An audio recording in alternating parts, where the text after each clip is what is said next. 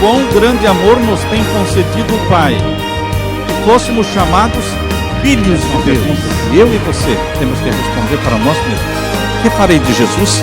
Chamado o livro de Testemunhos, volume 9, página 189, diz assim: se nos humilhássemos perante o Senhor e fôssemos bondosos, o mexeriqueiro descobre o segredo. Deus dá e Deus cobra, mas Deus não cobra nada que Ele não deu antes.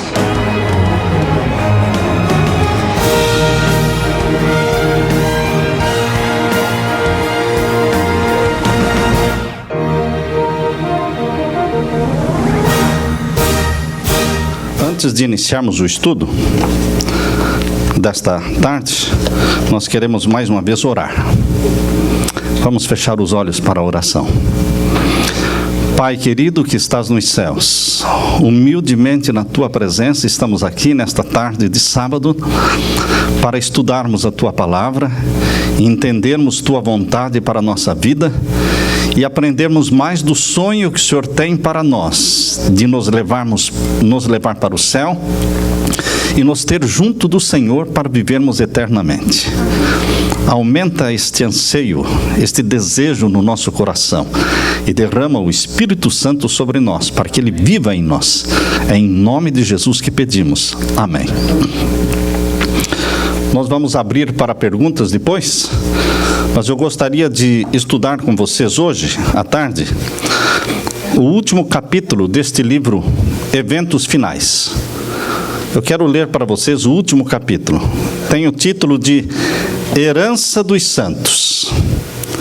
Fala sobre o novo céu, fala sobre a nova terra, fala sobre esse sonho que Deus tem para você, e é um sonho que Ele quer colocar no nosso coração também.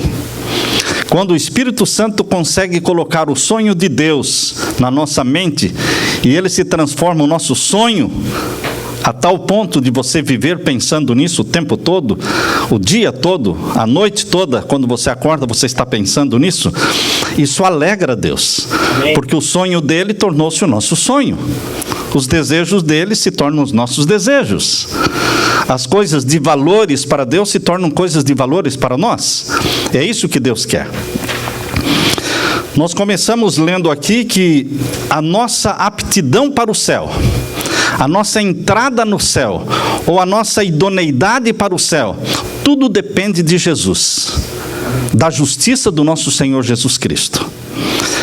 Cristo e só Cristo e a justiça de Cristo obterão para nós um passaporte para o céu. Não existe coisa como salvação pelas obras. Não existe. O que existe na Bíblia é o julgamento pelas obras. O que existe na Bíblia é a recompensa pelas obras. Isso toda a Bíblia fala. Cada um será recompensado segundo as suas obras. Mas a salvação não é pelas obras. A salvação é pela fé. O passaporte para o céu é Jesus. É o nome que abre as portas do céu. É a senha que você tem que usar para abrir as portas do céu. É o nome Jesus.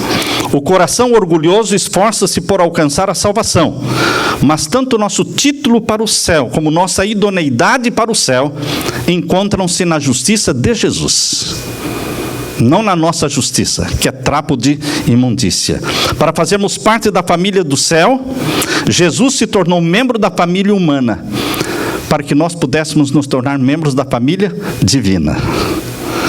Melhor do que um título para o mais nobre palácio aqui na terra, é o título para as mansões do céu. Melhor do que uma mansão aqui em Orlando, é uma mansão na nova terra, no novo céu. Fazermos planos para isso. Quando Jesus Cristo descer do céu, em Mateus capítulo 25, verso 34, a Bíblia diz que Jesus vai olhar para o seu povo e dizer: vinde, benditos do meu Pai. Mateus 25, 34. Possuí por herança o reino que vos está preparado desde a fundação do mundo. Por quê? Porque eu tive fome, eu tive sede, eu estive preso, eu estive nu. E então ele descreve: vocês me acolheram, vocês me alimentaram, vocês me vestiram, vocês foram me visitar na prisão. O que são essas obras? Obras de amor. Amor desinteressado amor sendo praticado no momento sem holofotes ligados, no anonimato. Por isso Jesus Cristo diz que quando nós o recebemos em glória, Ele vai nos convidar: vinde benditos do meu Pai, porque quando fizestes a um destes pequeninos, a mim o fizestes. Quem tem Cristo no coração é uma pessoa caridosa. Ninguém é caridoso para ter Cristo. Todos que são caridosos é porque têm Jesus no coração.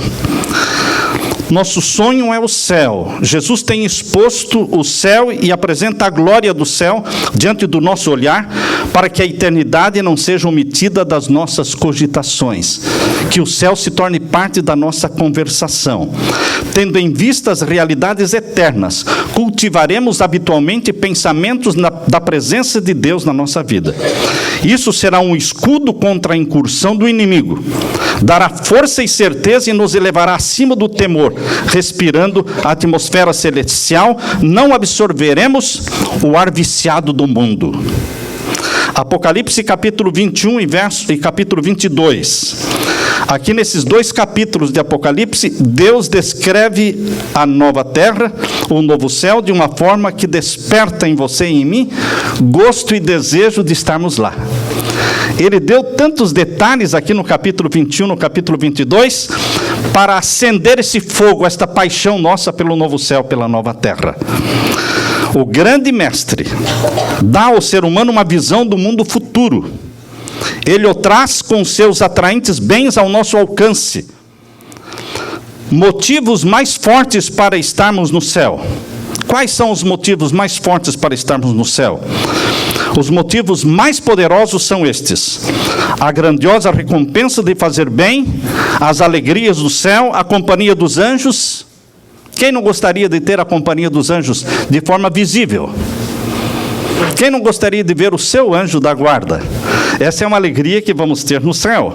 A comunhão e o amor de Deus, o Pai, o seu Filho, Jesus Cristo, o enobrecimento e a extensão de todas as nossas forças através da eternidade, sabendo que vamos estar nos desenvolvendo, nos fortalecendo e crescendo em conhecimento por toda a eternidade. Não seria tudo isso um grande motivo para que desejássemos consagrar nosso coração em amorável serviço ao nosso Criador e Redentor? Precisa mais algum motivo para nos alimentar esse desejo de irmos para o céu? Mas teremos novos céus e nova terra. João viu isso em santa visão e disse, Apocalipse 21, verso 3. Abra sua Bíblia. Apocalipse 21, verso 3. João falou, aliás, Deus falou para João. João ouviu a voz de Deus. Verso 3 do capítulo 21. Eis aqui o tabernáculo de Deus com os homens, pois com eles habitará.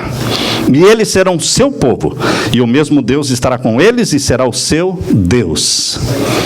Queridos, a Bíblia fala do tabernáculo do deserto, que Moisés construiu. A Bíblia fala do templo de Salomão, que Salomão construiu. A Bíblia fala do templo de Herodes, que Herodes construiu. Levou 40 anos fazendo isso. Mas, queridos, tudo isso era passageiro e era simbólico do templo de Deus. E o templo de Deus é a Nova Jerusalém. Por isso que quando João viu a Nova Jerusalém, Deus falou, eis aí o quê? O tabernáculo de Deus com os homens, pois com eles habitará, e eles serão seu povo, e o mesmo Deus estará com eles e será o seu Deus. Muitos pensam que vão morar dentro da Nova Jerusalém. Ninguém mora aqui, não é? Isso aqui é a casa de Deus, tá certo? Cada um mora na sua casa. Mas vem louvar a Deus porque é a casa de Deus. A Nova Jerusalém é a casa de Deus, onde está o trono de Deus, onde iremos adorar a Deus. Lá em Isaías 66, verso 22, 23, diz que de sábado em sábado, de lua nova em lua nova, veremos todos nós adorar a Deus. Onde Deus está, a Nova Jerusalém. Amém. É a casa de Deus, é o tabernáculo de Deus.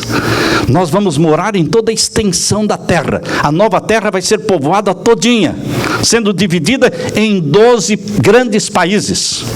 12 supernações estarão formando a nova terra. E em cada uma destas supernações existirá um líder, um rei. Por isso a Bíblia fala dos reis da terra.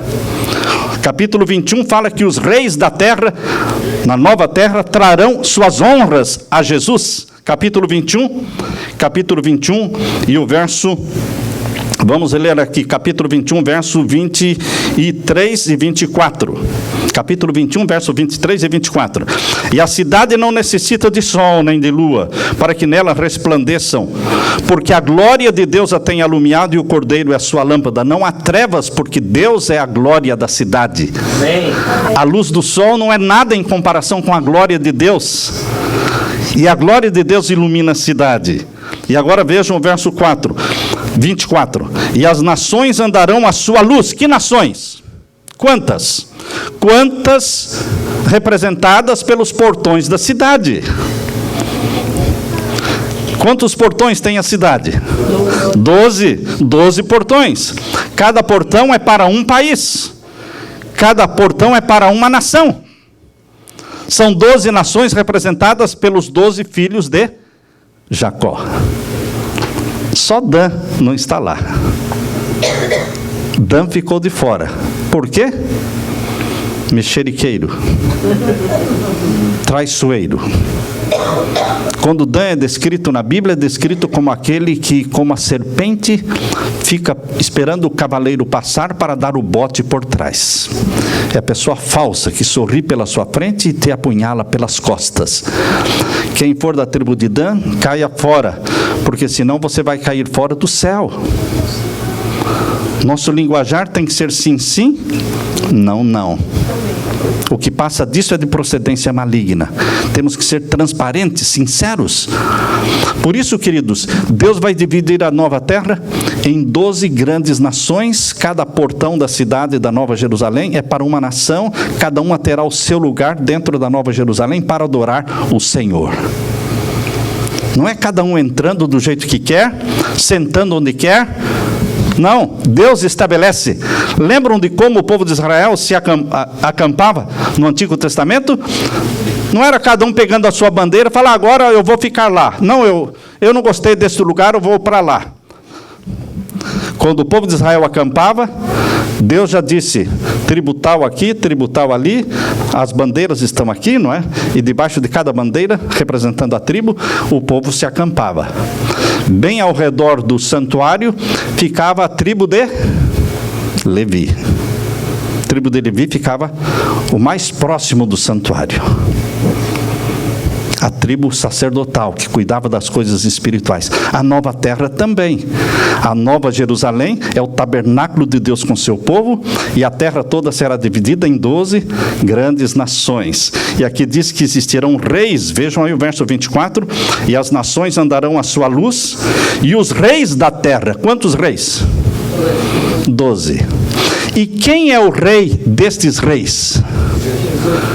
É aí que eu entendi. Foi somente aí que eu consegui entender o título de Cristo, Rei dos Reis. Sempre quando eu via e lia sobre Rei dos Reis, eu pensava no rei, na rainha da Inglaterra, no rei daqui, ou do rei dali, e que Jesus era superior a todos eles. Não, irmãos. Deus não está nem pensando nesses reis, que para Deus não são reis coisa nenhuma. Deus está pensando nos reis da nova terra. Jesus é o rei dos 12 reis. Por isso diz aqui que os reis da terra trarão para a Nova Jerusalém, a sua glória e a sua honra, e as suas portas não se fecharão de dia, porque ali não haverá noite. Há pessoas que dizem, viu, não vamos ter noite na nova terra. Não, irmãos, vamos ter noite e dia. Nascer do sol e pôr do sol, não na Nova Jerusalém, porque onde está Deus não há trevas, mas vamos ter o nascer e o pôr do sol em toda a extensão da terra. Por isso nós vamos saber quando é sábado, e por isso vamos estar ali, conforme Isaías 66, verso 22, vamos estar de sábado em sábado, adorando ao Senhor. Assim foi no Jardim do Éden, antes do pecado. Portanto, queridos, Jesus está tentando despertar em você e em mim vontade, sonho, colocando água na nossa boca, fazendo com que desperta este desejo, este anseio de nos preparar para o céu. O céu parece uma coisa tão abstrata, mas Jesus torna o céu real, porque Ele é real, e Ele está lá. Ele você poderá abraçar, você poderá abraçar o Pai. Motivos mais fortes não existem. Que fonte de alegria para os discípulos foi saber que tinham tal amigo no céu, chamado Jesus, para interceder em seu favor. Por meio da visível ascensão de Jesus para o céu, foram alterados todos os conceitos e expectativas dos discípulos que eles tinham do céu. Anteriormente, os pensamentos se haviam demorado no céu como sendo uma região de espaço ilimitado, habitada por espíritos sem substância. Mas desse momento em diante, quando Jesus subiu para o céu passou a ser relacionado com Jesus, a quem haviam amado, reverenciado, abraçado, conversado, viajado, e quem haviam tocado, até mesmo no seu corpo ressuscitado. Passaram a considerar o céu como seu futuro lar, onde seu amoroso Redentor estava preparando mansões para eles. E é assim para você e para mim. Este é o céu que a Bíblia fala. É um lugar gostoso, a nova terra. Na terra, renovados, redimidos, se empenharão em ocupações e prazeres que levaram felicidade para Adão e Eva. Não é uma vida ociosa a nova terra. Não é ficar sem fazer nada. Deus é inimigo de ficar sem fazer nada. Dizem que o homem tem uma caixinha na cabeça, que é a caixinha do nada, né? Por isso você pergunta para alguns homens, o que está fazendo? A mulher pergunta para o marido, o que está fazendo? Nada. A mulher não consegue ficar sem fazer nada, né? Mas há homens que conseguem ficar horas e horas, né, com a vara ali, né? Pensando em nada, né? Uma vara ali. Mesmo quando não tem peixe, né? Pensando em nada. Quando estão na frente de uma televisão, o que está fazendo? Nada. Só passando de canal a canal. Queridos, Deus não quer que nossa mente tenha caixa do nada, não. No céu e na nova terra nós vamos ter ocupações. Não canseira, não enfado, não estresse, mas assim como Adão e Eva, diz aqui, olha, na terra renovados, redimidos, se empenharão em ocupações e prazeres que levaram felicidade para Adão e Eva no início. Será vivida a vida edênica entre o jardim e o campo. A serva de Deus disse que numa visão, ela viu os filhos de Deus voltando do campo e entrando nas suas casas, depondo sobre uma prateleira a sua coroa de ouro. Quando eles vieram do campo, entraram em casa e depuseram a coroa de ouro ali numa prateleira. A serva de Deus teve a visão e ela diz: vi a extraordinária amabilidade e glória de Jesus. Eu ainda não consegui ver o rosto de Jesus no sonho. Eu já tive um sonho do céu. Sonhei com o céu. E consegui ver muitas coisas lindas no céu. Mas eu não consegui ver o rosto de Jesus. Ellen White, na visão que ela teve, ela conseguiu ver o rosto de Jesus. Vi a extraordinária amabilidade e glória de Jesus. Seu semblante era mais brilhante do que o sol ao meio-dia. Seu manto era mais alvo do que o branco mais claro. Como posso descrever as glórias do céu e os belos anjos cantando e tocando suas harpas de 10 cordas? Quantas cordas? 10 cordas. Queridos, depois que você contempla o rosto de Jesus, nada mais neste mundo tem atração para você. Nada mais neste mundo. As maravilhosas coisas que vi ali, não as posso descrever. Se eu pudesse falar a língua de Canaã, poderia então contar um pouco das glórias do mundo melhor. A linguagem é demasiadamente fraca para tentar uma descrição do céu. Por mais que a serva de Deus tentasse traduzir em palavras humanas o que ela viu no céu, não dá para traduzir. Assim como o profeta João também, o profeta João viu seres querubins, anjos querubins, que tinham 6 asas, tinham um rosto para a direita, para a esquerda, um rosto para frente, um rosto para trás. Ele viu como sendo 4 rostos, porque ele não sabe descrever o que realmente ele viu. Ele diz como se tivessem 4 rostos. E nunca dão as costas para Deus. De qualquer lado que eles andam, eles estão de frente para Deus. Mas o que é isso? É uma linguagem humana falha, limitada, tentando descrever o quê? O mundo espiritual, que vai além da imaginação. Por isso, esta filha de Deus, tentando descrever o que ela viu, ela disse: a linguagem é demasiadamente fraca para tentar uma descrição do céu. Quando vocês leem Ezequiel capítulo 1, parece que estão lendo sobre um descovador. Já leram Ezequiel capítulo 1? Que descreve o trono de Deus? Eu me lembro de um programa de televisão que eu estava assistindo, onde as pessoas faziam perguntas, um programa antigo, não é? Os novos não conheceram esse programa. O título do programa era O Céu é o Limite. Tinha no Brasil. E a pessoa estava respondendo perguntas da Bíblia. E perguntaram para ela, onde a Bíblia faz uma descrição que se assemelha à descrição de um descovador. A pessoa respondeu em cima, Ezequiel capítulo 1. Quando descreve o trono de Deus, onde as rodas giram, são rodas vivas, que quando giram, dizem glória, aleluia. Rodas que não são rodas, irmãos, são seres vivos. E que iam, levantavam e baixavam, se movimentavam. O trono de Deus está cercado de seres, criaturas vivas, querubins e serafins, com 6 asas, com 4 rostos, com 4 asas, enfim, coisas que vão além da nossa imaginação. Falando sobre a nova terra, a serva de Deus diz: ali vi a árvore da vida, o trono de Deus. Do trono provia um rio puro de água cristalina, e de cada lado do rio estava a árvore da vida. A árvore da vida está de um lado e do outro lado, como se fossem 2 árvores, mas elas se juntam no meio, e aí ela viu que era uma árvore só. De um lado do rio havia um tronco da árvore e do outro lado oposto, ambos de ouro puro e transparente. Será que o tronco da árvore era de ouro puro e transparente?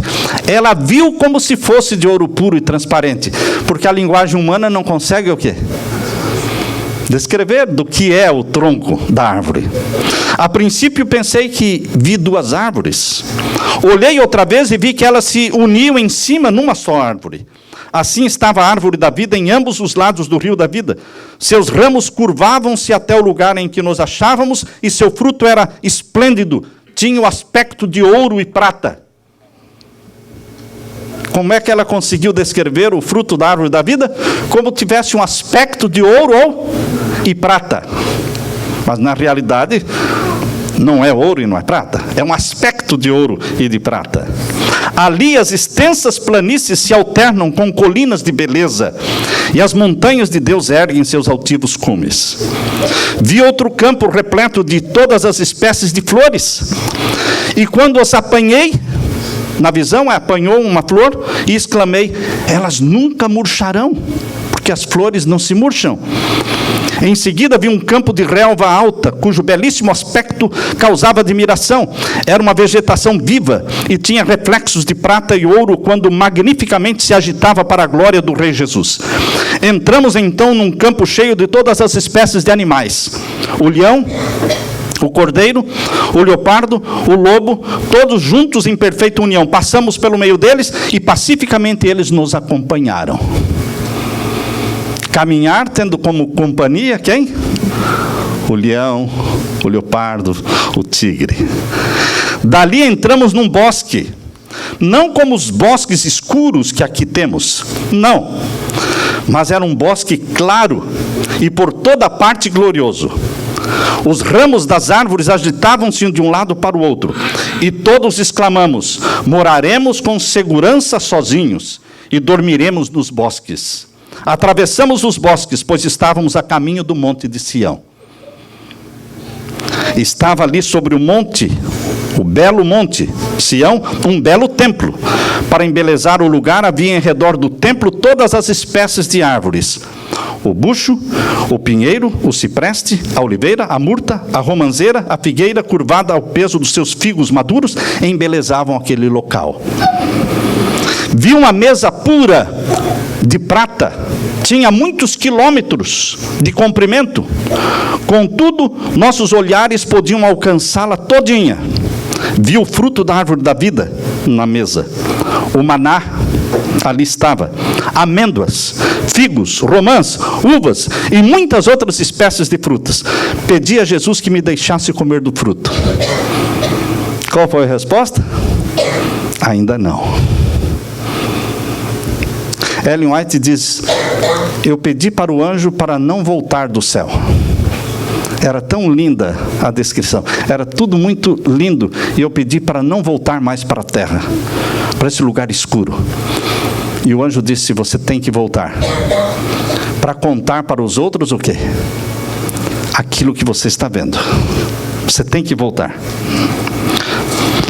Falando da ressurreição, todos vão sair do túmulo com a mesma estatura que tinham quando ali entraram, mas não com as mesmas doenças, não com a velhice, porque velhice é resultado do pecado, né? Calvície, cabelo branco, rugas, tudo isso é resultado do pecado. Tudo isso vai desaparecer. Vamos ressuscitar no vigor da mocidade, no vigor da juventude. Todos saem do túmulo com a mesma estatura. Quem é baixinho, ressuscita baixinho. Vamos crescer a estatura de Adão e Eva ao longo dos 1000 anos que vamos passar no céu. A Bíblia diz em Apocalipse 20 que nós vamos passar 1000 anos no céu. E vamos poder crescer a estatura de Adão e Eva. Adão, que está em pé da multidão dos ressuscitados, é de grande estatura e formas majestosas, porém menor do que o Filho de Deus. Jesus é maior do que Adão. O segundo Adão chama-se Jesus, e ele é maior do que o primeiro Adão, por quem entrou o pecado. Adão apresenta assinalado contraste com as gerações posteriores. Por quê? Porque vai decrescendo, né? Vamos diminuindo em estatura. E ele vai ver a nossa geração tão baixinha em comparação com a daquele tempo, e vai pensar: o que aconteceu com essa minha descendência, né? Mas nós vamos crescer a estatura de Adão e de Eva. Aqui diz: todos saem do túmulo com a vivacidade e o vigor de eterna juventude. Restabelecidos a árvore da vida no Éden, há tanto tempo perdido, os remidos crescerão até a estatura completa da raça em sua glória primitiva. Isso está no livro Grande Conflito, na página dos 644 e 645. Há pessoas que perguntam: e o casamento vai existir no novo céu e na nova terra? Vejam o que Deus diz. Jesus falou, né, que no céu seremos como os anjos que não se casam e nem se dão em casamento. Jesus já deu esta resposta. Jesus ergueu o véu da vida futura. Na ressurreição, disse ele: nem casam e nem se dão em casamento, são porém como os anjos no céu. Há pessoas que expressam a crença de que haverá casamento e nascimentos de criança na nova terra. Os que creem nas Escrituras, porém, não podem admitir tais doutrinas. A doutrina de que nascerão filhos na nova terra não constitui parte da firme palavra da profecia. A terra será povoada pelo povo que for redimido. E as crianças que forem para o céu vão crescer durante os 1000 anos. Na nova terra teremos crianças pelo menos de 1000 anos. As recém-nascidas que forem para o céu na segunda vinda de Jesus vão passar 1000 anos no céu.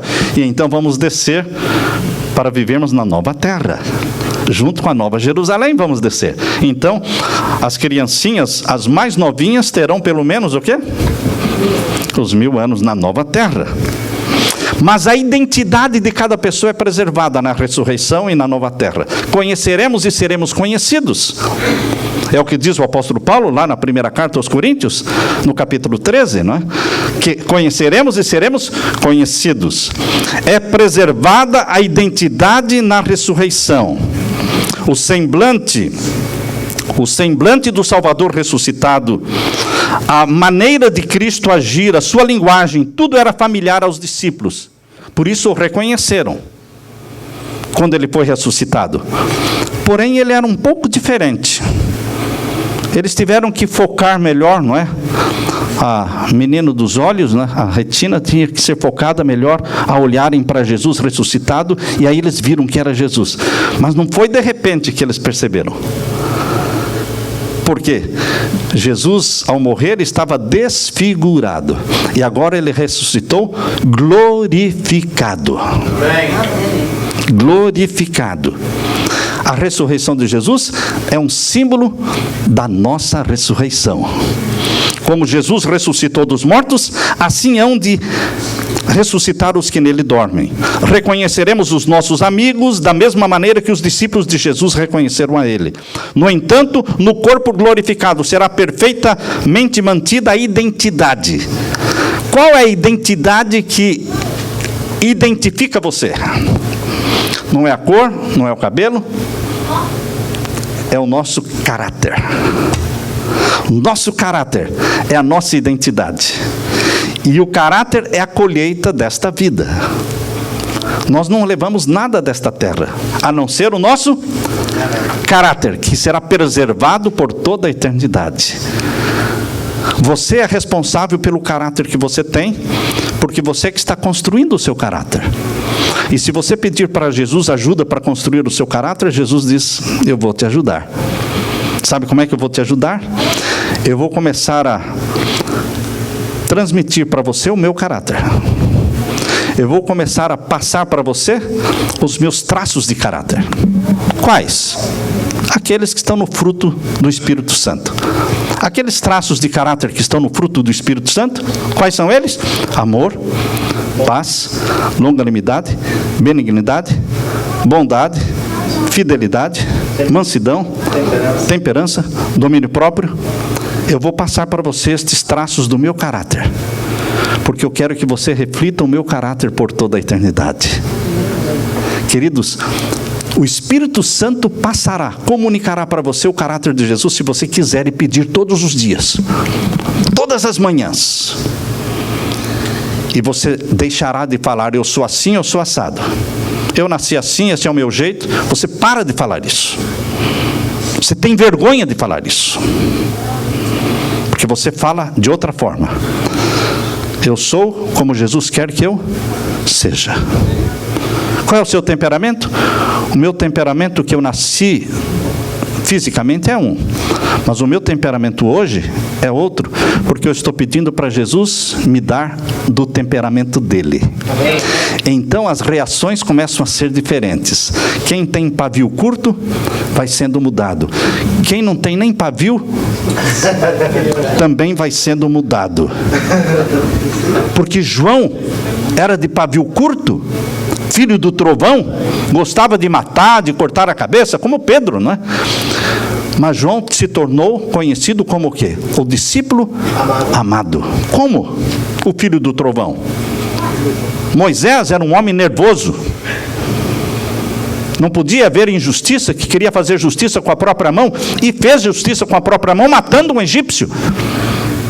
Mas se tornou o homem mais manso da terra. Abraão, então, tinha aquela tendência de mentir. Sempre estava mentindo. Duas caras. Mas se tornou o pai da fé. Elias, um covarde que fugiu de uma mulher. Jezabel falou, não é? Vou te matar. E ele fugiu. Quero morrer, Senhor. Não quero mais viver, quero morrer. Fugindo de Jezabel. Mas se tornou o quê? O profeta mais corajoso que a Bíblia apresenta. Amém. Quem muda o caráter, irmãos? Deus muda o nosso caráter. Muda o caráter do violento, do nervoso, do preguiçoso, muda o caráter do mentiroso, muda o caráter do... Todo e qualquer tipo de caráter pode ser mudado com a permissão sua e minha, o Espírito Santo transformará o nosso caráter à semelhança do de Jesus. A nossa identidade será o nosso caráter. Ao ressurgirem as criancinhas imortais, imediatamente seguirão caminho voando. Como? Não sei. Seguirão caminho voando para os braços maternos. Na visão, as criancinhas tinham asas. Reencontrar-se-ão para nunca mais se separarem. Muitos dos pequeninos, porém, não terão mãe ali. Em regra, as criancinhas que forem para o céu é porque tem sua mãe ali. Mas tem exceções. Existirão criancinhas no céu cujas mães não estarão ali. Quem sabe a avó vai estar ali. Quem sabe uma tia que orou, que jejuou, que intercedeu pela criança. Quem sabe uma avó, uma tia, ou uma própria amiga da família, que os pais não levavam a criança para a igreja, mas esta pessoa passava lá, pegava a criança e levava, ensinava de Jesus. Então, meus queridos, nós vamos ter crianças cujas mães não estão ali. Em vão nos pomos à escuta do arrebatador cântico de triunfo por parte da mãe. Não, porque a mãe não está ali. Os anjos acolherão os pequeninos sem mãe e os conduzirão para junto da árvore da vida. Alguns têm perguntado se os filhinhos, mesmo dos filhos dos pais que creem, dos cristãos, pais cristãos, hão de ser salvos. Será que vão ser salvos? Os filhos pequenos de pais cristãos? Sim. Sim. Respondo que a fé dos pais que creem, presta atenção nisso. Respondo que a fé dos pais que creem protege os filhos. Amém. A fé dos pais que creem protege os filhos. A fidelidade do pai e da mãe traz bênção e proteção para os filhos. Deus não vai permitir que seu filho se perca. Se ele for uma criança que você faz a decisão por ele, a sua decisão é válida para a criança. Se os nossos filhos estão grandes e fazem decisão por si mesmos, eles tomaram a decisão do pai e da mãe, não tem mais valor para eles, já cresceram. Mas mesmo assim, se o pai jejua e ora pela salvação de um filho afastado, de um filho que não quer saber de Jesus, como hoje o nosso amigo Batalha falou, ore pela minha filha, porque ela precisa aceitar a Jesus. E eu quero que ela vá para o céu. Eu quero que ela vá para o céu. Queridos, quando nós como pais oramos pelos nossos filhos, jejuamos pelos nossos filhos, mesmo que você morra e aquele filho ainda não voltou para Jesus, entenda que um dia ele vai voltar para Jesus. Amém. Jesus não vai deixar a sua oração morrer. Amém. Pessoas morrem, orações não morrem. Amém. Pessoas morrem, orações não morrem. Eles vão se converter pelo poder do Espírito Santo depois da sua morte. Você vai encontrá-los no céu. Não podemos dizer se todos os filhos de pais descrentes serão salvos, porque Deus não tornou conhecido o seu propósito a respeito desse assunto. E convém que o deixemos onde Deus o deixou e que não nos demoremos em assuntos que não foram elucidados na palavra de Deus. Agora, homenagem às mães. Será que haverá uma homenagem às mães no novo céu? Filhos que receberem a coroa das mãos de Jesus, antes de colocarem a coroa na cabeça, correrão para as suas mães e se ajoelharão e dirão o quê? Apontando para a mãe, dirão, ela fez tudo quanto pôde para me salvar. Sou mediante a graça de Deus. Ela fez tudo quanto sou mediante a graça de Deus. Seus ensinos, suas orações foram abençoados quanto à minha salvação eterna. Os anjos de Deus imortalizam o nome das mães, cujos esforços ganharam os filhos para Jesus. Eu me lembro da minha mãe, ela está viva, com 86 anos. Eu me lembro a garra, o heroísmo dela, de me levar para Jesus, de querer a minha salvação, de me dedicar para ser pastor. Fui dedicado para ser pastor quando nasci. Estava doente, Estava para morrer e minha mãe fez um voto para Deus: Senhor, se o Senhor curar esta criança, ela pertence ao Senhor, ela será teu, vai ser um pastor. Amém. E eu vou lhe dar o nome, vou dar-lhe o nome de Samuel, porque ele será teu. E Deus me curou. E à medida que eu fui crescendo, ela não se cansava de falar: você foi dado para Jesus. Eu não entendia muito bem isso. Quando cheguei na idade da adolescência, aquilo me intrigava. E ela disse: você agora vai para o colégio internato, porque você vai ser pastor. Mas eu não queria ir para o internato, eu queria ficar na minha cidade. Meus primos tinham uma banda e tocavam nos bailes, tocavam nos carnavais. E eu queria estar com os meus primos que não eram adventistas. Ela disse: não, você vai para o colégio. Eu não vou, você vai. E ela me agarrou e levou para Curitiba e me colocou no colégio. Determinação. Eu me lembro que eu entrei para o colégio internato no IAP, Curitiba, no mês de abril de 1967. Fevereiro de 1967. Em abril de 67 eu fui expulso. Minha mãe chegou para me visitar numa sexta-feira, veio do interior para me visitar no colégio. Quando o diretor chamou-a no escritório dele, disse: o seu filho pode ser levado embora. Eu disse uma palavra que não deveria falar para uma pessoa dentro da sala de aula. Não xinguei, mas também não foi uma palavra agradável. E o professor me mandou para fora da sala e o diretor disse: você pode ir embora. Naquela noite, quando o diretor foi levá-la de carro até a casa da minha tia, no centro de Curitiba, a minha mãe foi chorando. Eram mais de 20 quilômetros.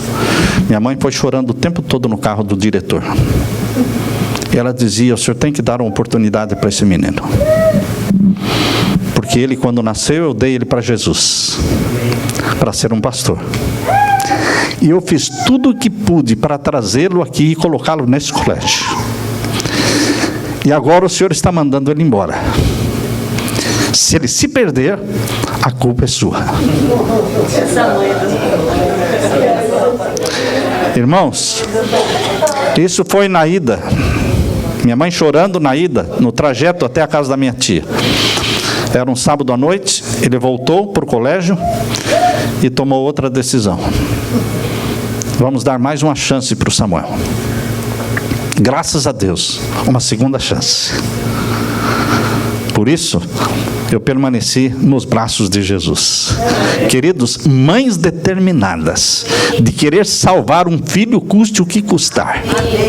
Custe o que custar. Você, se tiver essa determinação para salvar os seus filhos, você vai salvar os seus filhos. Por isso, estas mães, aqui diz: os anjos de Deus imortalizam o nome das mães cujos esforços ganharam os filhos para Jesus. Quando os portais daquela linda cidade, lá do alto, forem abertos, e nela entrarem as hostes que observam a verdade, coroas de glória lhes serão colocadas sobre a cabeça, e eles atribuirão a Deus a honra, glória e majestade. E naquela ocasião alguns se aproximarão de nós dizendo: não fossem as palavras que você me proferiu bondosamente naquele dia, não fossem suas lágrimas derramadas naquele dia, suas súplicas e diligentes esforços, eu nunca teria visto o rei na sua formosura. Pessoas virão até você, dizendo: foi por causa da sua oração, foi por causa daquele conselho que você me deu, que eu estou aqui. Queridos, há pessoas que vão estar no céu e que você não sabe que você foi a causa da salvação delas. Você não percebeu isso. Porque você falou de Jesus, apresentou a palavra de Deus para elas e nunca mais se viram. Nunca mais tiveram notícias. E você vai encontrar no céu pessoas que vão dizer: você não está me conhecendo? Porque você vai ver as pessoas no vigor da sua juventude. Eu falei: eu sou fulano. Eu estou aqui por causa da sua palavra. Queridos, não existe maior recompensa do que esta. Quem deseja ser santo, queridos, diz aqui, quem deseja ser santo no céu, precisa ser santo primeiro na terra. Amém. Você tem que pedir e clamar por santidade.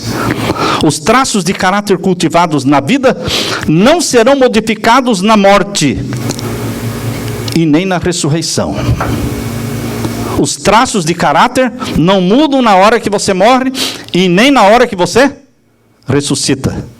Quando você morre, o seu caráter fica selado do jeito que você morreu, amando a Jesus ou odiando a Jesus.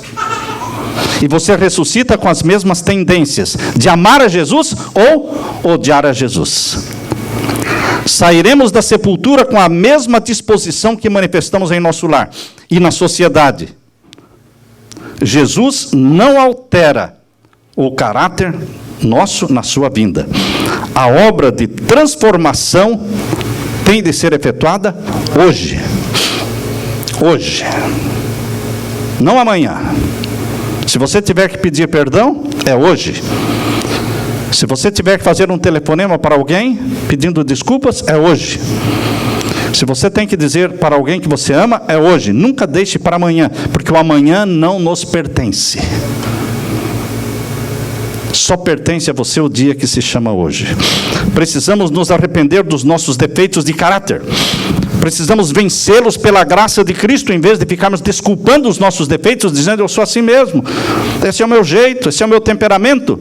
Temos que ter vergonha de tais argumentos e confessar os nossos pecados e pedir perdão. Amém.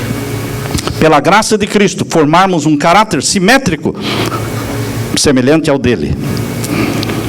A paz e a harmonia das cortes celestiais não poderão ser perturbadas pela presença de alguém que seja rude ou indelicado. Imaginem só se Deus leva um rude e um indelicado para o céu, que vai pisando em cima dos outros, passando por cima dos outros, e não pede desculpa. Deus não leva, porque o pecado iria acontecer de novo, e não vai acontecer de novo, irmãos. Não vai acontecer. Por isso Deus não vai levar pessoas que sejam rudes ou indelicadas. E não diga, mas esse é o meu jeito, eu sou rude mesmo. Mas esse não é o jeito de Jesus. Quem vai para o céu são pessoas que têm o jeito de Jesus. Não haverá tentação. Aqui, quando você lê o Apocalipse 21, 22, descrevendo o novo céu e a nova terra, fala que há a árvore da vida, mas não fala da árvore da ciência do bem e do mal. Por quê? Porque não haverá a árvore da ciência do bem e do mal. Nenhuma árvore da ciência do bem e do mal oferecerá oportunidade para a tentação. O teste é agora, aqui, nesta vida. Não haverá ali tentador. Por quê? Satanás estará morto. Satanás vai ser queimado. Nem possibilidade para o mal. Ouvi aclamações de vitória dos anjos e dos santos remidos ressoando como 10 milhares de instrumentos musicais, porque não mais deveriam ser molestados e tentados por Satanás. Muitos acreditam que o mal, Satanás, é eterno. A Bíblia diz que não é eterno. Satanás não é eterno. Existia o Lúcifer, mas o Lúcifer se tornou Satanás. O pecado nasceu nele e vai morrer com ele. O bem é eterno, o mal não é eterno. O mal teve um começo e vai ter um fim. Louvado seja Deus por isso. O povo de Deus tem o privilégio de entreter franca comunhão com o Pai e com o Filho. Nós vamos conversar com o Pai, vamos conversar com o Filho. E há pessoas que perguntam, e com o Espírito Santo, não? Não sabemos, irmãos. Não sabemos. Há pessoas que me perguntam, pastor, a Bíblia fala que existe lá o trono do Pai e o trono do Filho. E o trono do Espírito Santo? Queridos, nós não discutimos aquilo que a Bíblia não explica. Nós cremos no Espírito Santo. Mas há mistérios que nós só vamos entender aonde? No céu. A Bíblia não nos dá a conhecer estes detalhes. Mas aqui diz, o povo de Deus tem o privilégio de entreter franca comunhão com o Pai e o Filho. Agora vemos por espelho, como um enigma, Contemplamos a imagem de Deus refletida como em espelho nas obras da natureza e em seu trato com os seres humanos, mas então o conheceremos face a face, sem um véu protetor de separação. Você vai poder ver Jesus. Onde está Cristo, ali é o céu. O céu não seria céu para os que amam a Cristo se ele não estivesse ali. A pessoa mais importante no céu é Jesus. Lançaremos aos pés do Redentor as coroas que nos colocou na cabeça, e tocando nossas harpas de ouro, daremos louvor e ação de graças àquele que está sentado no trono. Você vai poder conversar com seu anjo da guarda. Vejam este pensamento. Que maravilha será entreter conversa com o anjo que foi o seu guardador desde os seus primeiros momentos. Você tem o seu anjo da guarda. Deus me deu o privilégio de ver o meu anjo da guarda 2 vezes. Amém. Quando eu tinha 15 para 16 anos. Eu já tenho pedido a Deus para ver mais vezes, mas nunca mais pude vê-lo. Mas 2 vezes eu pude ver. Queridos, você vai poder conversar com o seu anjo da guarda. E aqui diz, olha: aquele que lhe vigiou os passos e cobriu a cabeça no dia do perigo, aquele que o protegeu no vale da sombra da morte, que assinalou o seu lugar de repouso, que foi o primeiro a saudá-lo na manhã da ressurreição. Você vai poder aprender dele a história da interposição divina na vida individual e da cooperação celestial em toda a obra em favor da humanidade. De que perigos, visíveis e invisíveis, temos sido protegidos mediante a intervenção de anjos? Nós nem percebemos muitas vezes que fomos libertos da morte, porque nem vimos a morte, mas a morte passou pertinho. E naquele dia você poderá conversar com seu anjo e ouvir dele. Nós vamos estudar, e a nossa mente vai crescer no conhecimento da ciência da salvação. Que campo se abrirá ao nosso estudo? Ali o estudante da ciência poderá ler os relatórios da criação, sem divisar com coisa alguma que recorde a lei do mal. Poderá escutar a melodia das vozes da natureza e não perceberá nenhuma nota de lamento ou tristeza.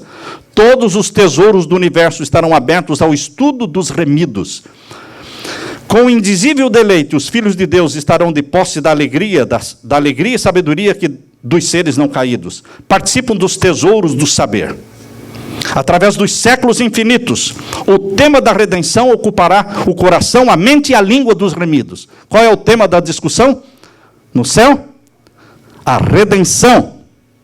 A morte de Cristo, a encarnação de Jesus, tornando-se homem. Como é que Deus se tornou homem? É um mistério. Vamos estudar isto. A história do início do pecado. Como Lúcifer se rebelou, sendo perfeito. Eu não tenho resposta, você não tem, a Bíblia não explica. A Bíblia só fala que o anjo perfeito, chamado Lúcifer, se rebelou. Mas nós vamos poder estudar isso na eternidade, a história do início do pecado. O véu que se interpõe entre o mundo visível e o invisível será removido, e serão reveladas coisas maravilhosas. Nosso Redentor Jesus permanecerá com os sinais da crucifixão para sempre. Eternamente os sinais nas mãos, nos pés, no lado, na fronte. Quando você olha para Jesus, você poderá perguntar, por que ele não faz uma plástica? Intencionalmente, ele conserva os sinais nas mãos, nos pés, no lado, e os sinais da coroa de espinho.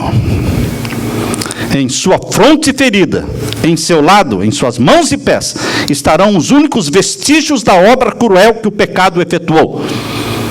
Existe uma profecia na Bíblia que diz que quando Jesus levanta suas mãos, raios surgem das mãos de Jesus.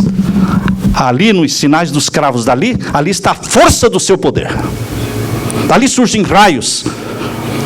Ali está, porque Jesus é o nosso Senhor e Rei. Todas as perplexidades da vida serão então explicadas.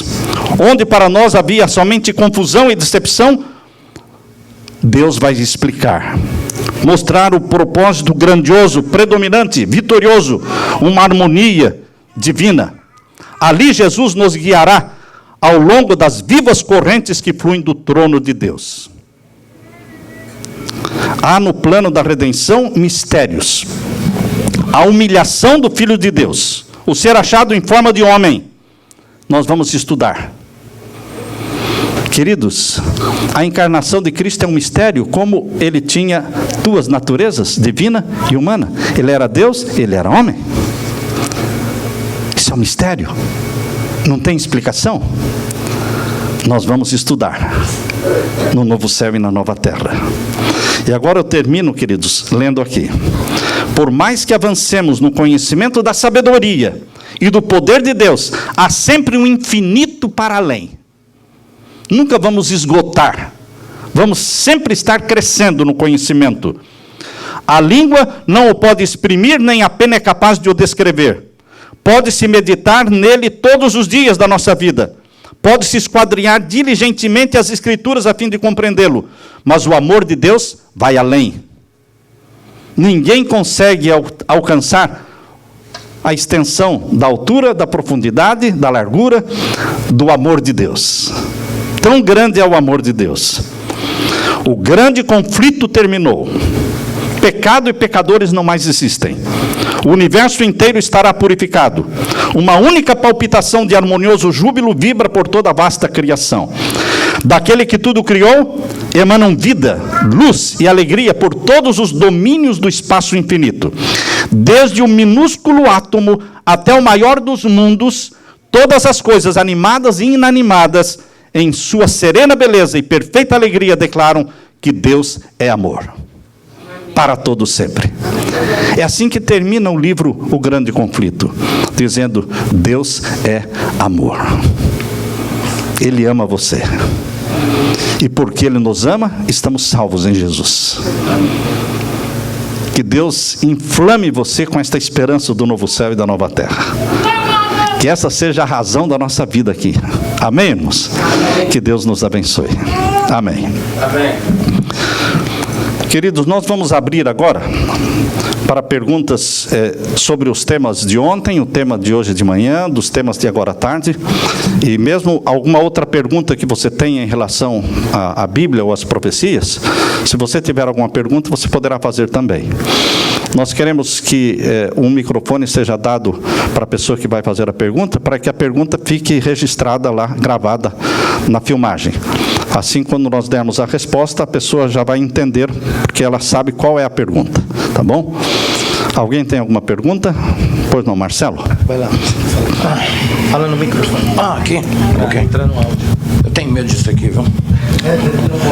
A minha pergunta é: como foi, o senhor havia comentado, uma pergunta que talvez, eu tenho essa pergunta, mas essa curiosidade, e creio que muita gente também tem. Como é que é o céu, o reino de Deus, tão perfeito? Eu estou na frente da câmera. Um reino tão perfeito. Como é que a semente do pecado nasceu no anjo mais alto, o braço direito de Deus, Jesus, né? O anjo que andava em pedras de fogo. Sim. Ok? Então, mas o senhor falou, o senhor não sabe, a Bíblia não diz nada sobre isso, correto? Pois bem, agora, a minha outra pergunta, consequente a essa. Na criação, não sei se foi, é uma dúvida que eu tenho, se essa semente, a rebelião de Lúcifer, se tornou quando houve o plano de criação desse planeta Terra, ou foi um acontecimento anterior ou posterior do plano de criação da Terra? Então, a rebelião de Lúcifer... O que eu digo a rebelião, o pecado começou a nascer nele. A rebelião de Lúcifer começou antes da criação de Adão e Eva, antes da semana da criação relatada em Gênesis capítulo 1.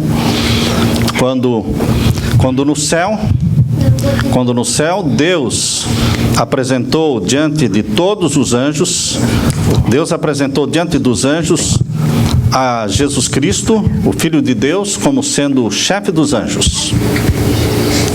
Ali foi a primeira vez que Lúcifer demonstrou a inveja, porque ele invejava a posição do Filho de Deus. O Filho de Deus tem o título de Arcanjo Miguel, que quer dizer chefe dos anjos. Certamente, quem estava almejando a posição de chefe dos anjos era Lúcifer, porque ele era um anjo e o maior e mais inteligente de todos os anjos. Deus o Pai nomeou o seu filho como chefe dos anjos, e todos os anjos se curvaram e aplaudiram a decisão e o receberam como chefe dos anjos. E no livro Patriarcas e Profetas, Deus descreve que Lúcifer também se curvou quando todos os anjos se curvaram. Mas no seu coração havia um desgosto, uma inveja. Ele não ficou feliz com a escolha do Filho de Deus como Arcanjo Miguel, como chefe dos anjos. Então, nós só conhecemos dali para cá. Nós não conhecemos nada que anteceda esse período. Porém, isso foi antes da Semana da Criação. Entendo. Ok, uma outra pergunta, acho que é consequente a essa. Então, o plano de salvação,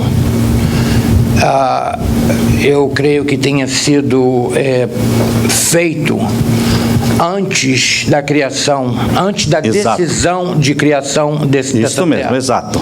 Agora, aí que vem a minha pergunta. Pelo que eu entendo, existe diversos, milhares de outros planetas em outras partes do universo onde são habitadas, criação de Deus também, correto? Sim, sim. Okay. Entendemos desta forma. Exato. Agora, em algum lugar na Bíblia, algum lugar das profecias dizem se houve plano de salvação para essas outras criações de Deus? Não houve plano de salvação porque não houve pecado em nenhum dos outros planetas criados por Deus. O último planeta criado foi o planeta Terra. E foi quando se introduziu aqui o pecado. Então, o plano da salvação existe, a graça superabundou onde existia o quê? O pecado. Onde não existe pecado, não existe graça. Porque a graça só é necessária em função do pecado. Okay. E aqui foi o único planeta onde o pecado penetrou. Então, isso quer dizer que Deus já imaginava que essa semente do pecado já estava sendo criada no coração de Lúcifer? Sim.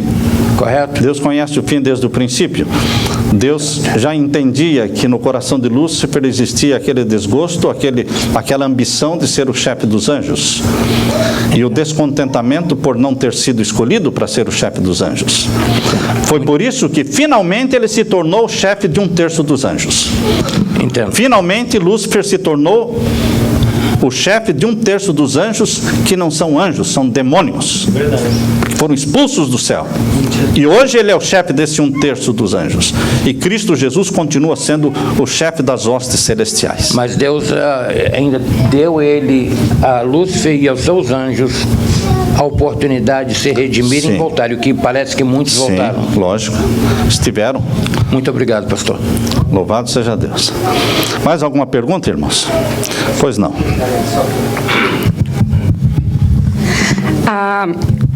Eu vou fazer igual ele, eu tenho duas dúvidas. Eu tenho dúvida com relação ao tempo da perseguição. O céu é lindo, eu não vejo a hora. Mas eu não sei exatamente em que momento nós, como filhos de Deus, devemos recuar ou não. Porque a minha dúvida é a seguinte: nós vamos estar... Eu sei que a porta da graça não vai estar fechada quando inicia a perseguição.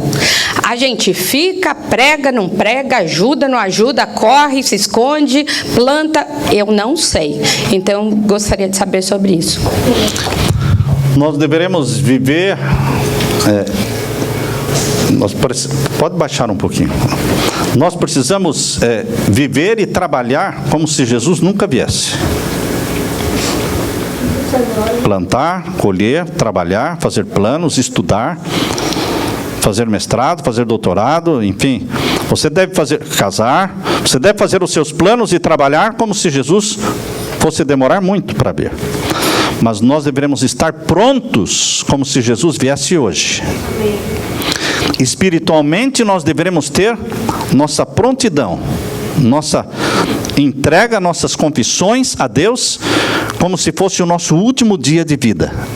Então não deixe de trabalhar, ou de plantar, ou de colher alguma coisa, em função de que Jesus vai voltar logo, então eu nem vou comprar a minha casa própria. Se você não tem a sua casa própria, deveria ter a sua casa própria.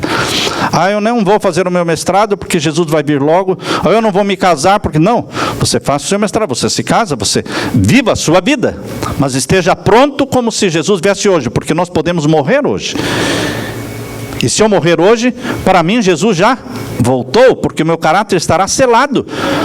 Porque quando eu ressuscitar, eu vou ter o mesmo caráter do momento em que eu morri. Então tem que estar pronto hoje.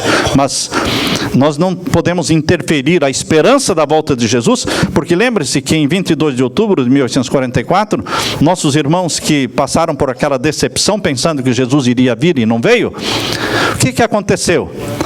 Eles tinham colheita para fazer, não fizeram a colheita. A batata apodreceu no solo.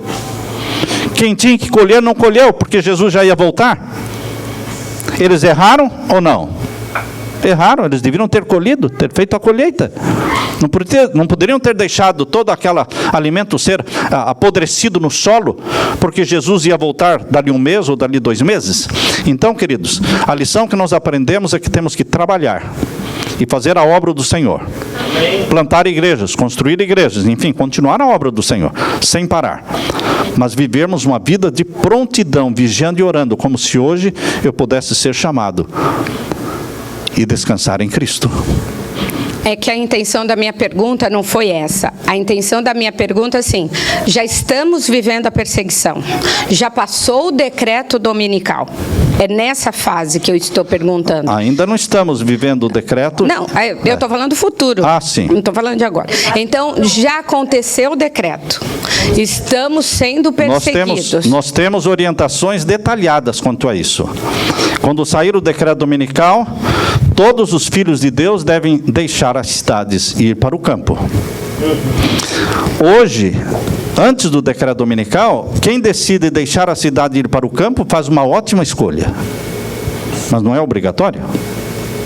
Você pode continuar ainda na cidade, se você quiser.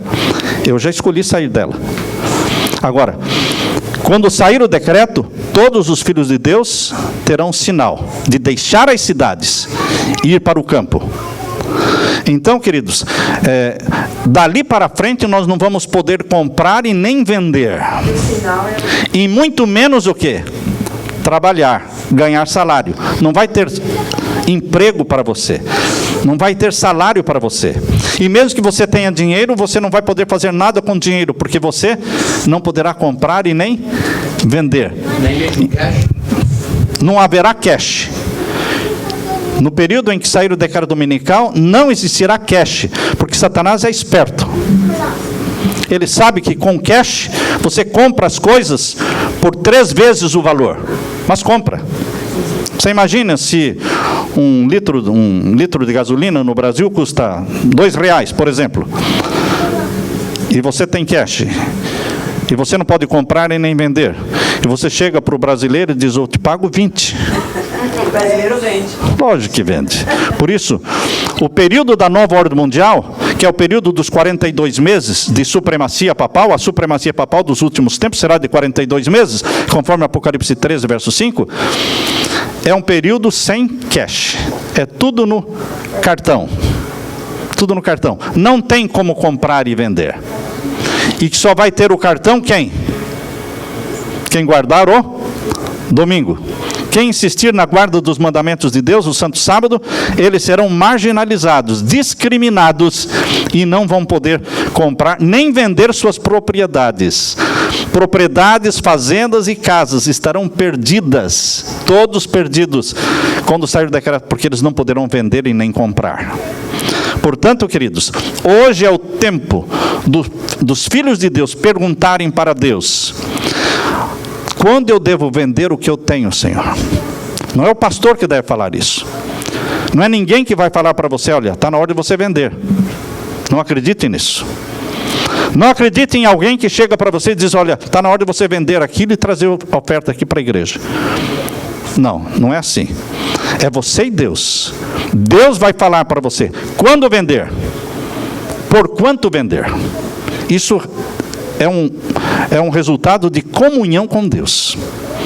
Quem perguntar, Deus vai mostrar o momento certo para vender, por quanto vender, para quem vender. Pois não.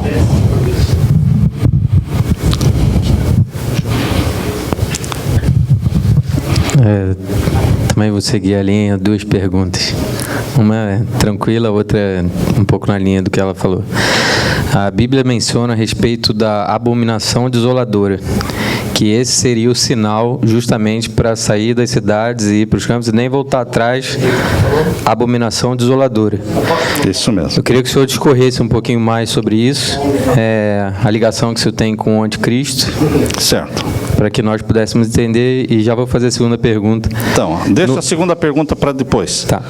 Então vamos, Mateus capítulo 24, irmãos, e o verso 15, sobre a abominação desoladora.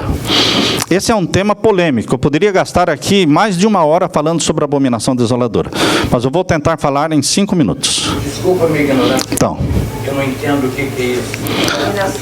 O meu português é muito limitado, já abominação desoladora. Ele vai ler. Abominação é uma coisa feia. Abominação é uma palavra em português que quer dizer uma coisa ruim que acontece e que para Deus é como uma coisa infame, uma coisa que para Deus é uma coisa detestável, nojenta, certo? É uma abominação para Deus, algo que você faça. Agora, existe na Bíblia uma abominação, uma afronta, algo mencionado na Bíblia que para Deus é uma abominação. E agora Jesus Cristo vai falar o que é essa abominação. O que para Deus é abominação. Capítulo 24 de Mateus, verso 15.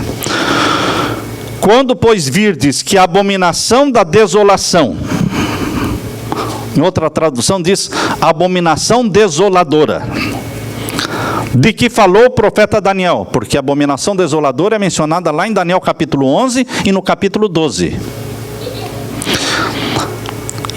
Quando, pois, virdes que a abominação desoladora, de que falou o profeta Daniel, está no lugar santo, quem lê, atenda.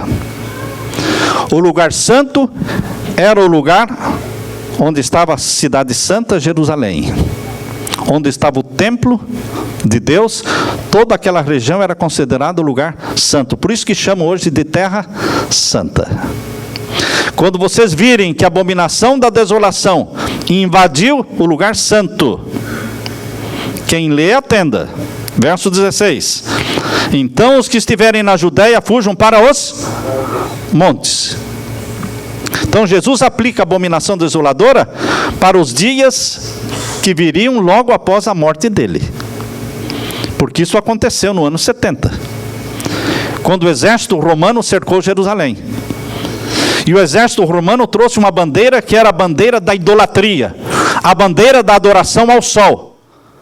Lembrem-se que o exército romano tinha uma religião chamada o quê? Mitraísmo. Roma tinha uma religião chamada mitraísmo, adoração ao sol. E eles trouxeram sua bandeira e fincaram a bandeira ao redor de Jerusalém. Jerusalém foi cercada por bandeiras que era o estandarte idolátrico romano. No livro O Grande Conflito, página 26, a serva de Deus fala que o estandarte idolátrico romano, essa é a frase que ela usa, é a abominação desoladora, quando foi fincado esse estandarte idolátrico romano ao redor da Jerusalém, profanando o lugar santo e destruindo Jerusalém. E quando Jerusalém foi destruída, mais de 1 milhão de judeus morreram, mas nenhum cristão morreu. Porque os cristãos lembraram da advertência de Jesus. Quando Jerusalém foi cercada, irmãos, os cristãos disseram, Jesus mandou fugir. É agora a hora de fugir. Mas como vamos poder fugir se Jerusalém está cercada? Quem sair dos portões de Jerusalém será morto pelo exército romano. Então nós não podemos fugir, mas nós temos que fugir. Mas por que Jesus falou que fujam? Porque o cerco romano foi retirado. Foi no tempo em que Nero morreu. Já ouviram falar do imperador Nero? Nero morreu. Aliás, Nero suicidou, não é? Nero suicidou.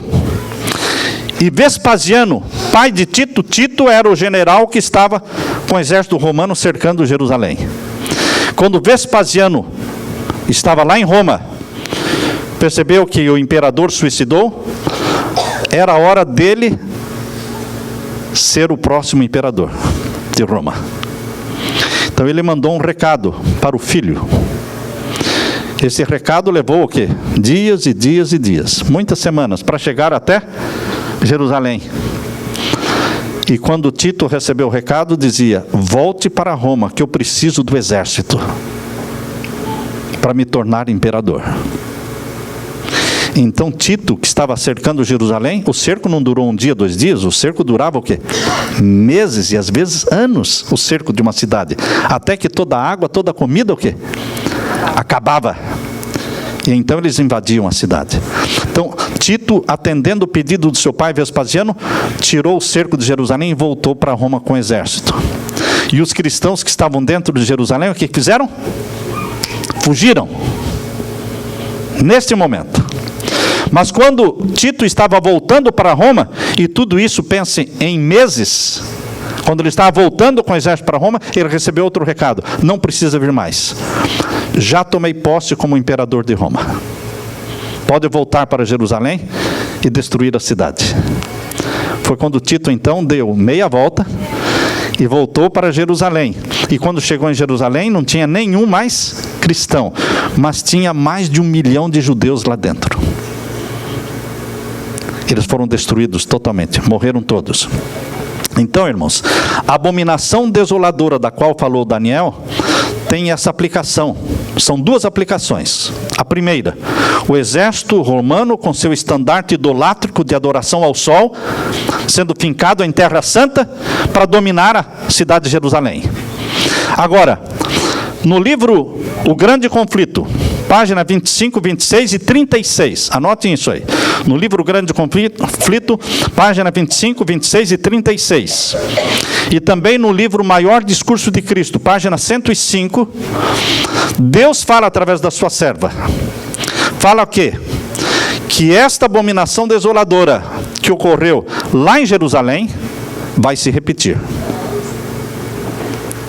A história se repete. Roma novamente vai cercar o povo de Deus. Roma novamente vai cercar o povo de Deus. Então, Ellen White fala assim, que o momento de nós fugirmos das cidades para o campo é o momento em que sair o decreto dominical, porque o decreto dominical é abominação desoladora. Porque não existe nada mais abominável para Deus do que a sua lei ser anulada da terra. Quando o decreto dominical for aprovado, a lei de Deus terá sido anulada da terra. Deus terá sido anulado da terra. Isto é abominável para Deus. Será a abominação dos últimos dias, o decreto dominical. São 2 aplicações então. As 2 aplicações são em torno de Roma. Roma imperial cercou o povo de Deus. Roma papal vai voltar e cercar o povo de Deus no tempo do fim, com um decreto dominical, contra os que guardam o sábado. Esta é a explicação da abominação desoladora. A outra é light. Você falou que não vai ter casamento no céu, concordo, está na Bíblia. Jesus explicou. Mas e quem já for casado? Vai continuar casado no céu? Deus não separa quem se uniu. Ok. Obrigado. Né? Deus não separa. Quem casou várias vezes, eu não sei, Deus vai ter que resolver isso. Eu penso que eu não sei resolver isso aí, vez, né? Como vai ser? Quer dizer que a dor de cabeça vai continuar, né? Pois não, Pastor, Raquel. ainda mais ou menos na linha dela, não, na linha dela sobre o negócio da perseguição, também sempre, que eu sou adventista de berço, sempre ouvi desde criança, sempre tive muito medo e pânico em relação a essa história de perseguição. É uma coisa que está comigo. Até eu comento com meu esposo que eu acho que eu vou morrer antes, Deus vai me levar antes. Mas assim como o senhor falou, que as propriedades que temos, muitas vezes a gente se apega à propriedade, sendo que um dia não podemos nem vender e nem fazer nada, né, com essas propriedades, quando der o decreto dominical. O que vai acontecer, então, no caso com a Igreja Adventista instituição? Escolas, prédios bonitos das associações e escolas boas que tem. Tudo isso vai ser perdido, pastor? Agora está sendo usado, agora está sendo usado para pregar o evangelho. Então, como o senhor falou, o ideal, cada um vai se sentir no seu coração um dia de passar uma propriedade sua para ajudar a igreja a pregar o evangelho. Se for para ser perto do decreto dominical, é quase que nada daí, né? Porque daí vai ser perdido. Então, irmãos, a Bíblia não fala sobre se a Igreja Adventista vai permanecer como organização, como instituição até o fim, até a volta de Jesus. Mas Ellen White diz que ela permanecerá. Em visão, Deus mostrou para ela que a Igreja Adventista vai permanecer como instituição até o fim. Agora, só isso que Deus revelou. O que eu entendo, agora sou eu falando, pastor Samuel, não é o que está escrito na Bíblia, mas é a forma como eu entendo, é que a igreja, sim, vai continuar existindo como instituição. Porque todas as igrejas vão continuar existindo como instituição. Nenhuma igreja vai deixar de existir, irmãos. Nem a católica, nem a batista, nem a metodista, nem a assembleia e nem a adventista. Por quê? Não é por isso. Todas as igrejas continuarão existindo por concessões feitas. Porque vão ceder. Vão se comprometer. Não há interesse em fechar uma igreja. Não há um interesse em fechar um hospital. Não há interesse em fechar uma escola que produz ensinos e educação. Mas há interesse em colocar para dirigir uma igreja, ou dirigir um hospital, ou dirigir uma escola, pessoas que não falem contra Roma. Pessoas que estejam comprometidas e que não toquem no assunto das profecias. Porque não tem como pregar profecia e não falar contra Roma. Não tem. Então é melhor não estudar profecia. Porque a profecia já entra direto falando do quê? Do anticristo. Então, queridos, nós entendemos que instituição, organização, vai permanecer, mas fazendo concessões e proibindo falar das profecias, como já começaram a proibir. Mas aí seria uma corrupção, né? Eu prefiro usar a palavra comprometimento. Comprometimento. Por quê, irmãos? Mostre na Bíblia. Na primeira vinda de Jesus, a igreja de Deus, quem era a igreja de Deus na primeira vinda de Jesus? Judaica, certo? A igreja de Jesus. Jesus era judeu. Mas os líderes judaicos estavam comprometidos com quem? Com Roma. Anás e Caifás estavam comprometidos com Roma. Eles até disseram, só temos um rei. Quando disseram, mas Jesus é o rei dos judeus. Não. Nós só temos um rei. César é nosso rei. Havia um comprometimento com Roma. Agora, na segunda vinda de Jesus, queridos, o ecumenismo está colocando todas as igrejas num compromisso com Roma. Foi o que eu preguei de manhã aqui. Ecumenismo é uma estrada de mão única que leva todo mundo para Roma. Este é o risco. E isto que me faz tremer. Então, que a igreja adventista ou a descendente sabatista vai definitivamente se corromper. É isso? Não vai se corromper. Já se corrompeu? Não vai acontecer no futuro. Já aconteceu? No fundo vai ser... Queridos, já está havendo uma pressão para não se pregar profecia. Entende? Então, nós deveremos continuar, a igreja adventista continua existindo, mas existe um remanescente dentro que não vai se submeter, vai pregar, e vai falar, e vai ser perseguido, e vão caçar a credencial. Não é Roma que persegue. Roma, ela não vem perseguir os cristãos diretamente, ela usa pessoas que façam a perseguição. No primeiro século, Roma fez perseguição através de quem? Roma usava os próprios judeus para perseguir os judeus. Roma vai usar adventistas para perseguir adventistas? Ellen White fala que os nossos piores inimigos não são os que vêm de fora. Já leram esse pensamento? Que os nossos piores inimigos não são os que vêm de fora, mas são os que são de dentro? Internos. Internos? Porque nos conhecem a fundo, sabem onde nós estamos, mas estão comprometidos com quem? Com Roma? Por isso eu penso que isso é tudo o que eu posso falar. Pastor, não, é porque quando eu era jovem, minha ideia é que era toda uma igreja. Hoje eu aprendi, tem uma pessoa depois de adulta, eu aprendi que é um grupo e que esse grupo não vai ser só adventista, terá outras pessoas sinceras. Em todas as igrejas. Pensem em todas as igrejas que estão se submetendo a Roma, irmãos. Pense nas igrejas carismáticas. Pense na igreja metodista, que já se comprometeu com Roma. Pense na igreja luterana, que já se comprometeu com Roma. Pense na igreja anglicana, na igreja ortodoxa, nas igrejas evangélicas. Em todas essas igrejas existem remanescentes fiéis a Deus. Amém. Embora o líder vá ao Vaticano e faça compromissos com o Vaticano e amizade com o Vaticano, mas não são todos os membros desta igreja que concordam. O líder fez em nome da igreja, em nome dos milhares, dos milhões. Mas existem muitos fiéis que não dobrarão seus joelhos a Baal. Baal. Amém. Amém.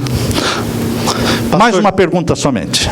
Tem mais só duas pessoas. Sim. Mas uma é na linha de antes, a pessoa pediu, se incomodou um pouquinho com o fato de o senhor mencionar pela manhã a Nova Semente.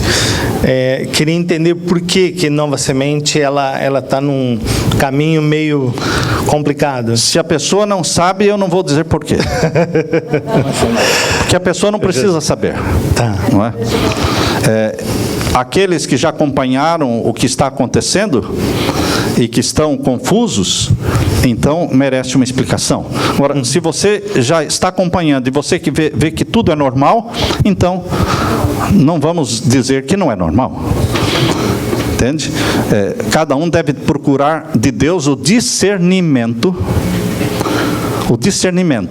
para ver se a forma e o estilo está sendo de Deus ou não.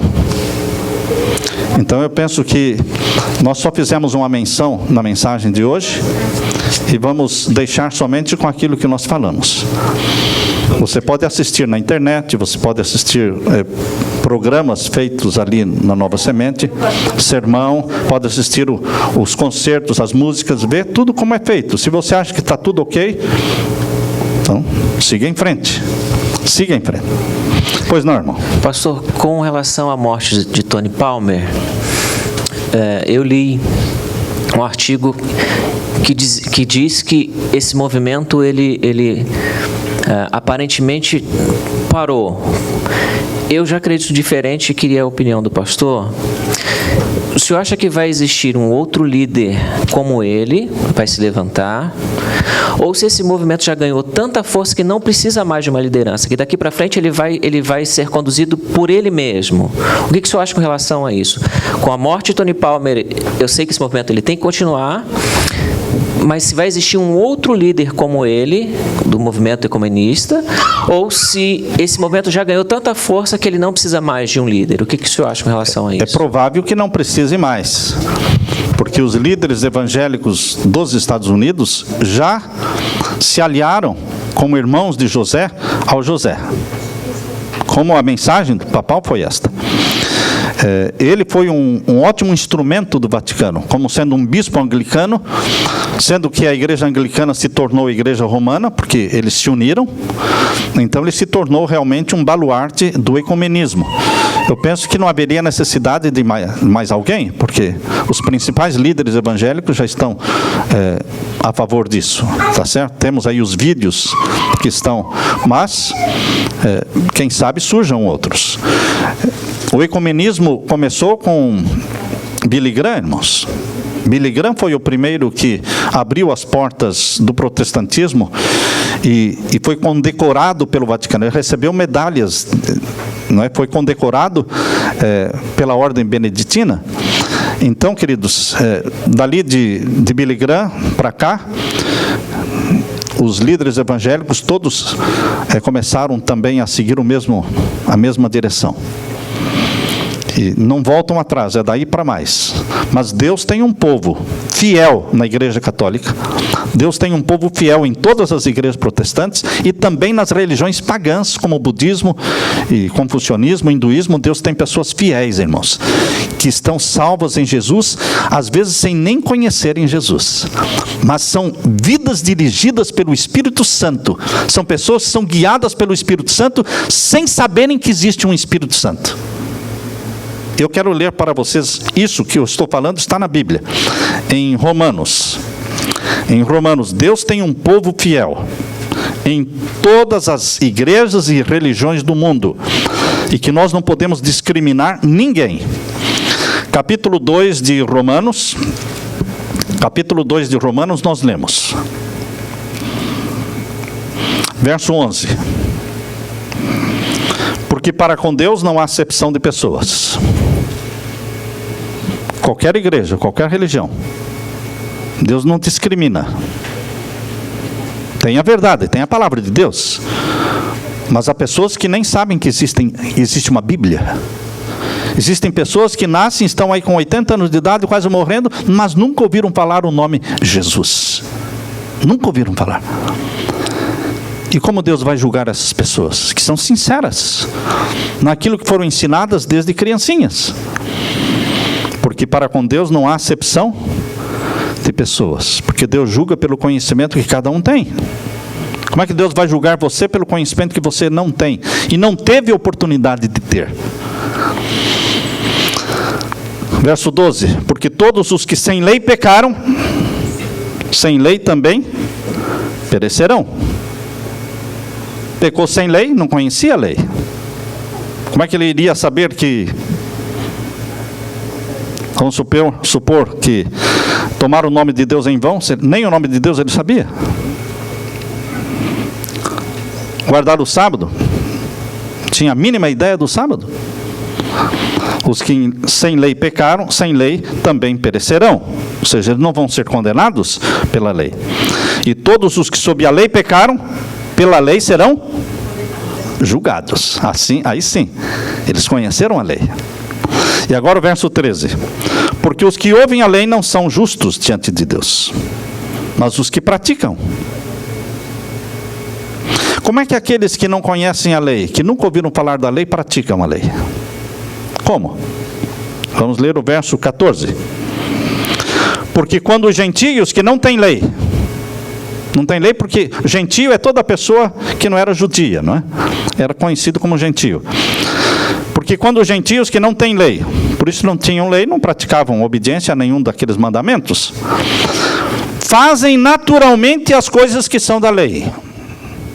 São praticantes da lei, sem conhecerem a lei. Como pode isso? Como pode alguém ser praticante e obediente à lei, sem conhecer a lei, sem conhecer a Bíblia, sem nunca ouvir falar de Jesus? Como? Existe Espírito Santo. Se não existisse Espírito Santo, essas pessoas estariam perdidas.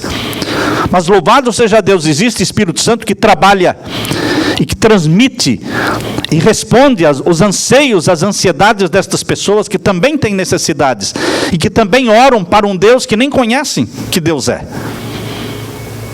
Por isso diz aqui, porque quando os gentios que não têm lei fazem naturalmente as coisas que são da lei, não tendo eles lei, para si mesmos são lei. Por quê? Verso 15. Porque eles mostram a obra da lei escrita em seus corações.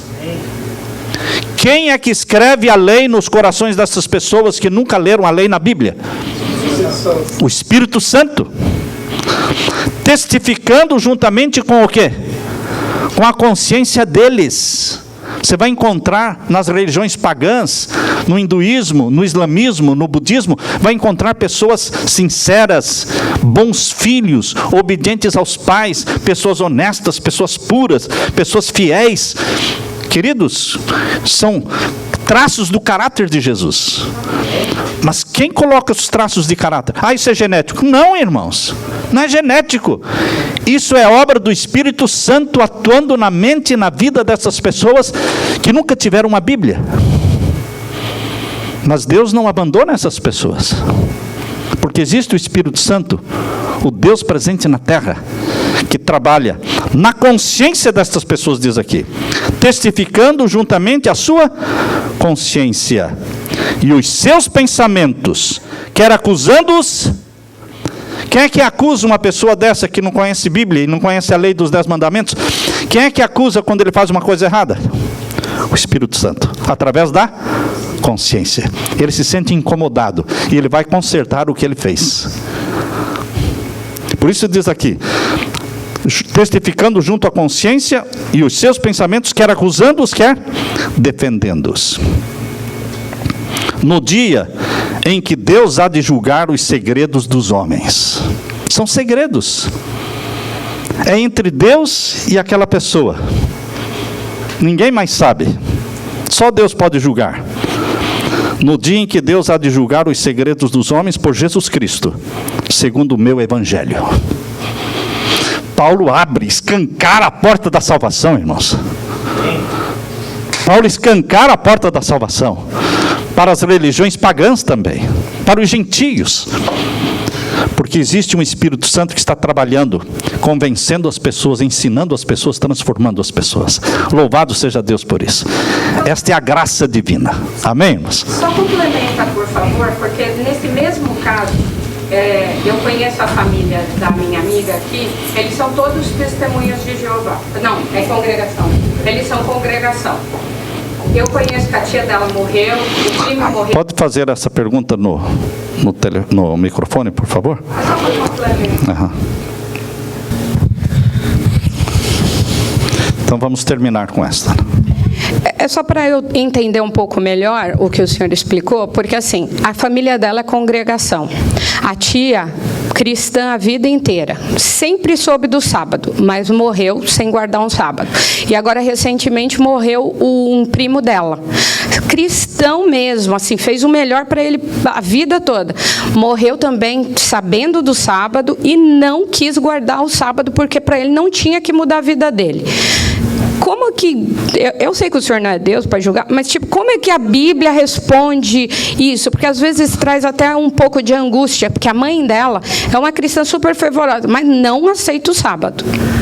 Então, irmãos, só Deus conhece o grau do conhecimento que a pessoa tem. Velho não muda, viu? As pessoas idosas, elas têm conceitos cristalizados. Não é só pecados cristalizados. Ela tem conceitos cristalizados. Eu fazia trabalho missionário no nursing home, na casa dos velhinhos. Eu achava interessante. Os velhinhos não dizem não para nada. Você mostra na Bíblia, eles concordam com tudo. Tudo que você mostra, estudava a Bíblia com eles sorriam e concordavam com tudo, mas não mudavam em nada. Entende? Até se você perguntar, você quer ser batizado? Sim, tal, mas ia continuar do mesmo jeito. Ou seja, a mente deles está o quê? Cristalizada. Guilherme Miller, ele morreu conhecendo a doutrina do sábado, mas sem praticar, sem guardar o sábado. Guilherme Miller nunca guardou o sábado.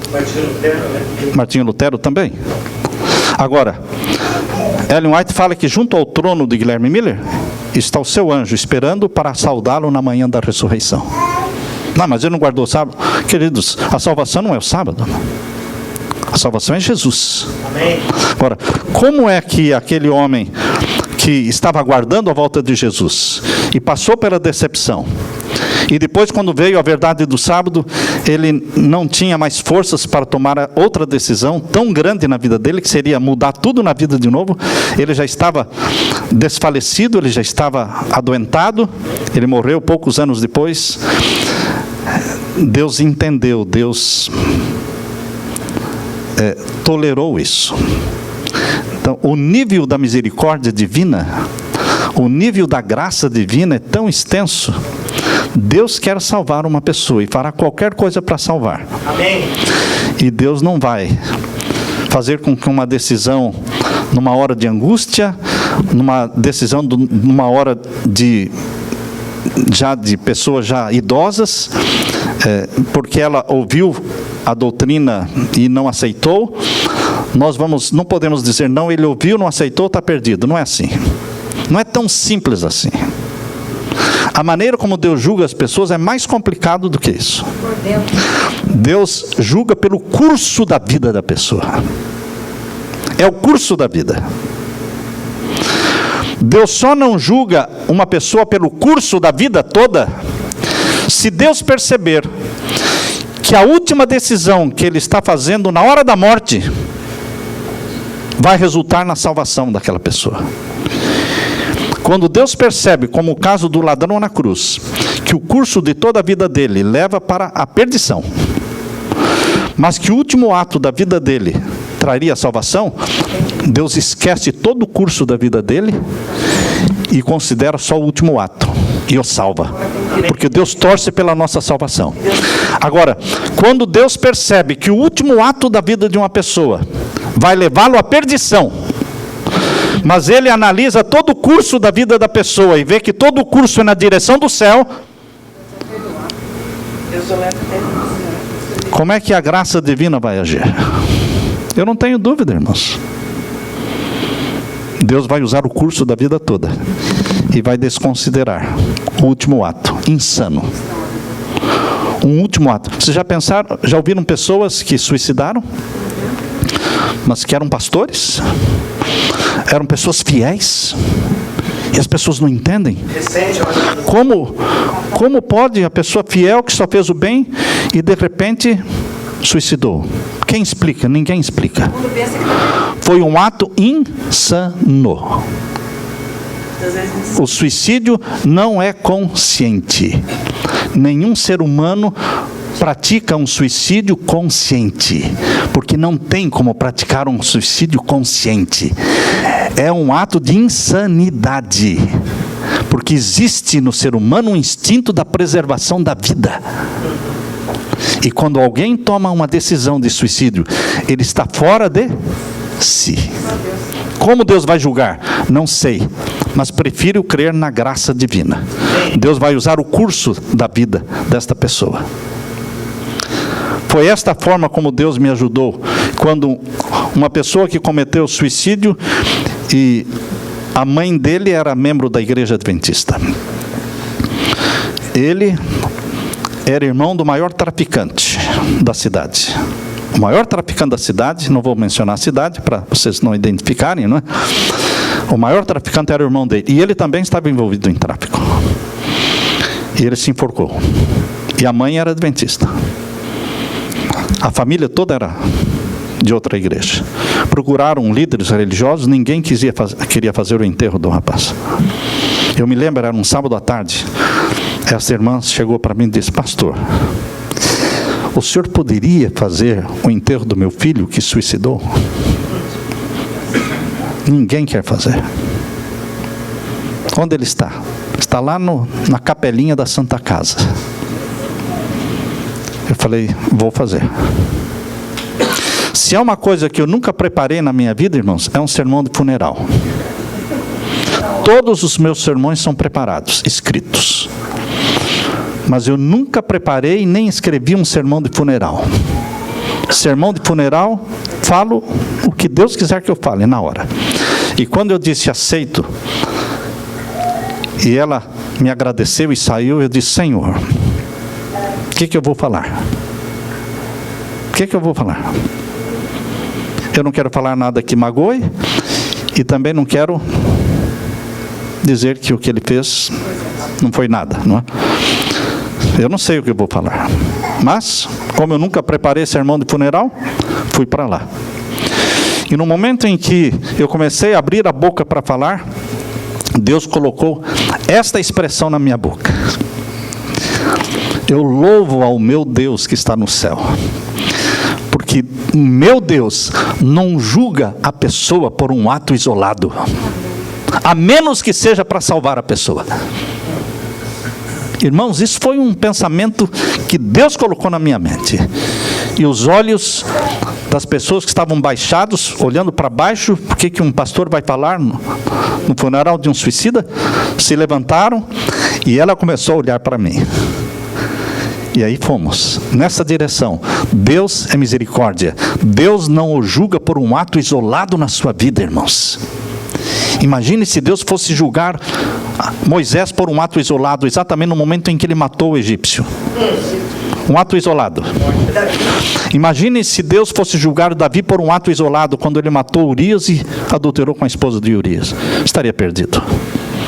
Imagine se fosse julgar Abraão por um ato isolado, quando ele mentiu descaradamente que Sara não era a esposa dele. Se Deus for nos julgar por atos isolados, irmãos, estaremos perdidos, todos nós. Graças a Deus, não somos julgados por atos isolados, a menos que seja um ato como o do ladrão na cruz, que trouxe salvação. Aí Deus usa esse ato isolado e apaga tudo o que precisava ser apagado. Isso chama-se graça divina. E isso vale para todo mundo, para todas as religiões. Regozijemo-nos na graça de Deus. Amém, irmãos? Amém.